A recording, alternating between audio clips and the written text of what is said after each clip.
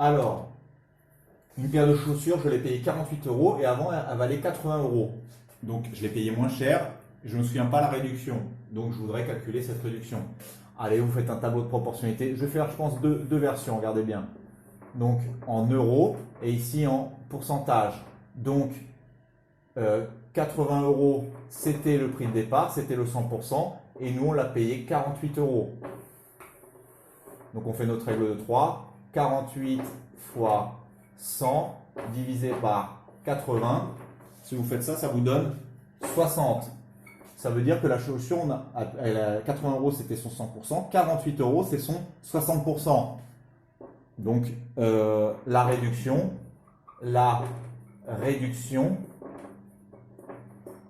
est de...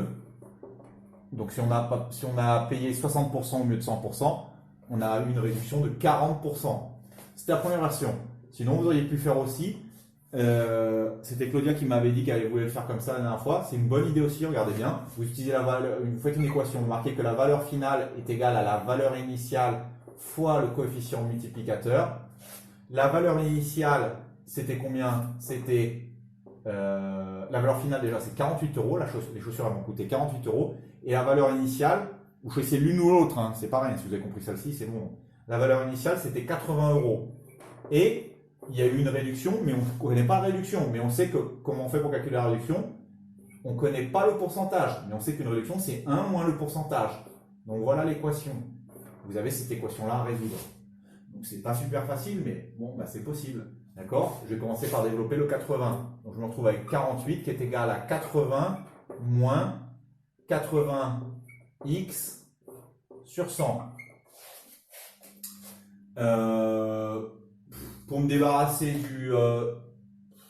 non, bon, il y a plusieurs ordres. Bon, je vais d'abord faire multiplier tout par 100, comme ça je me débarrasse du 100. Donc je me retrouve avec 4800 qui est égal à 8000 moins 80x. Allez, vous devez trouver maintenant la valeur de x. J'ai multiplié par 100 des deux côtés, hein, d'accord? C'est comme ça que je me suis débarrassé du 100 ici.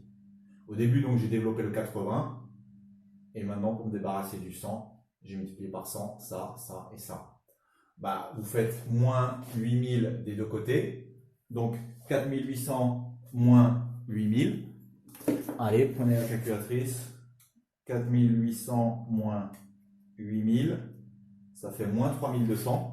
Donc ici, j'ai moins 3200 qui est égal à moins 80x.